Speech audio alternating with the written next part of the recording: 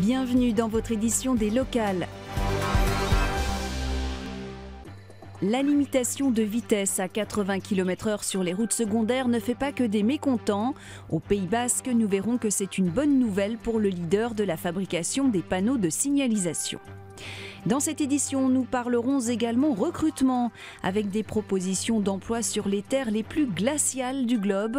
En Bretagne, l'Institut polaire français propose des missions au pôle Nord et Sud.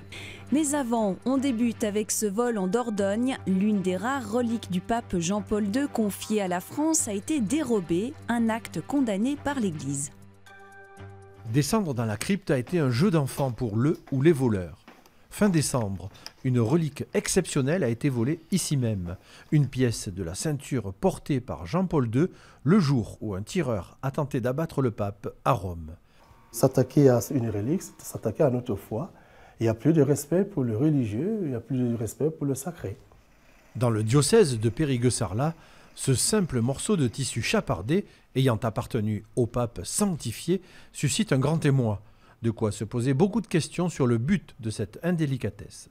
Surprise parce que ça ne me semble pas digne d'intérêt, je vous dis, financier, mais tristesse parce que c'était un petit objet auquel on était attaché. Et c'est un peu une blessure dans l'image qu'on a du corps et de la sainteté de Jean-Paul II, qui n'y est pour rien. Mais c'est une tristesse, une blessure. Comme de nombreuses églises de France, celle de Saint-Orse, datée du XIIe siècle, est libre d'accès. Pour la commune, c'est un coup dur, car posséder la relique de Jean-Paul II était un atout touristique. On espère que le voleur, s'il voit ce reportage, prendra conscience que son vol est ridicule. Il peut ramener la relique, voilà. Et tout le monde sera content. Pour l'heure, la gendarmerie mène l'enquête. Face à l'église, les rares témoins ne parlent toujours pas. Le 1er juillet 2018, la vitesse sera limitée à 80 km/h sur les routes secondaires au lieu de 90 actuellement. 20 000 panneaux doivent être remplacés. Une aubaine pour le leader du marché installé au Pays Basque. L'entreprise devrait en fabriquer un tiers. 90 km/h sur les routes secondaires, ce sera terminé au 1er juillet.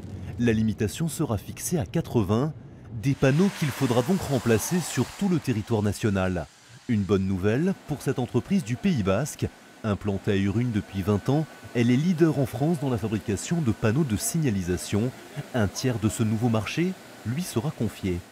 C'est une fabrication made in Pays Basque, je dirais, et qui emploie 250 salariés. Cette fabrication de panneaux sur un temps court est un enjeu industriel, mais ça ne va pas augmenter considérablement nos volumes traités. On est capable de monter jusqu'à 2000 panneaux fabriqués par jour. On parle de l'ordre de quelques dizaines de milliers de panneaux. Ça va s'intégrer dans notre flux de fabrication. Ça sécurise nos emplois, mais ça ne va pas nous amener à augmenter nos effectifs.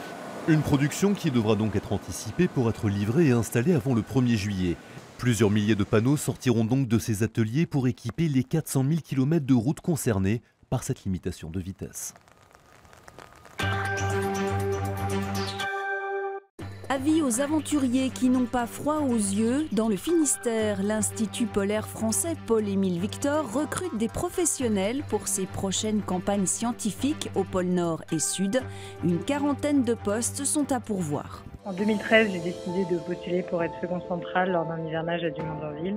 J'avais envie de retourner en Antarctique. J'avais envie de des images à faire rêver afin de recruter. L'Institut Paul-Émile Victor lance sa campagne de recrutement pour servir les prochaines missions scientifiques. Une quarantaine de personnes sont recherchées pour aller travailler en Antarctique, en Arctique et dans les îles subantarctiques. Des contractuels et des volontaires service civique pour des durées allant de 6 à 14 mois. L'Institut polaire cherche des scientifiques, bien sûr, mais pas seulement. Certaines professions sont absolument nécessaires. Plombier chauffagiste en Antarctique, c'est indispensable. Et puis, vous allez avoir des électrotechniciens. Oui, c'est des métiers. Et puis la cuisine, c'est important de bien manger pendant un hivernage. Avec des conditions d'exercice qui sont quand même particulières, vous en tenez compte, j'imagine, dans le recrutement ? Oui, on en tient compte dans le recrutement, puisque dans le processus de recrutement, il y a donc une visite médicale et des tests psychologiques. Travailler dans des endroits comme la base Concordia, où il peut faire jusqu'à moins 80 degrés. Les gens vivent maintenant dans des conditions très supportables puisqu'il y a des bâtiments chauffés avec des liaisons satellites qui permettent d'envoyer des mails, des photos, de téléphoner, etc. Par contre, le plus dur, c'est l'isolement. C'est l'isolement au cours d'une année en hivernage, donc, puisqu'il n'y aura pas de rapatriement possible si on se blesse ou si on est malade. Et puis l'isolement par rapport à ses proches, donc sa famille. Et pourtant, l'Institut Polaire recherche des gens normaux, entre guillemets, pas des aventuriers, des femmes en particulier, prêtes à vivre une expérience que beaucoup disent inoubliable.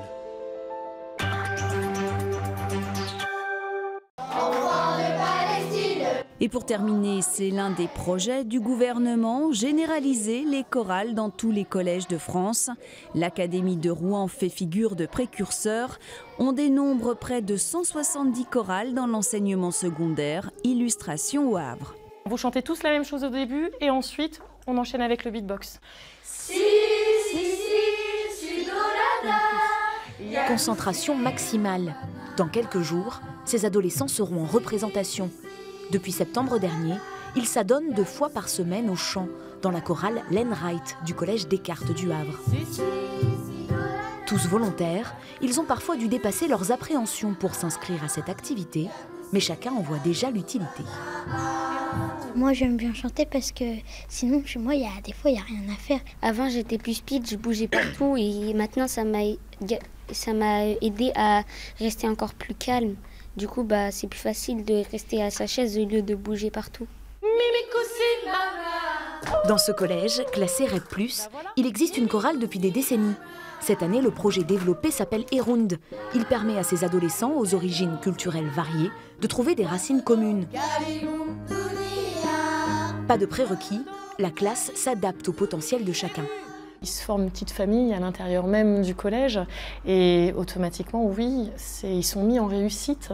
Donc là où ils pourraient avoir des difficultés ailleurs, ils se trouvent en réussite et du coup, ça leur redonne confiance en eux. Notre projet va porter donc sur des chants traditionnels du monde et des chants traditionnels normands.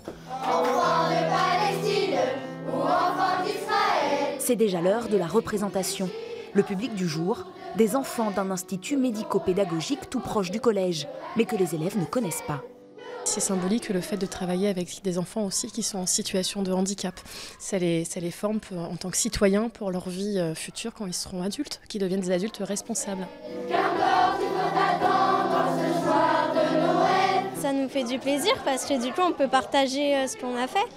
Une expérience de chant enrichissante qui va être développée à l'échelle de l'Hexagone. Le ministre de l'Éducation nationale souhaite développer les chorales dans tous les collèges dès septembre 2018.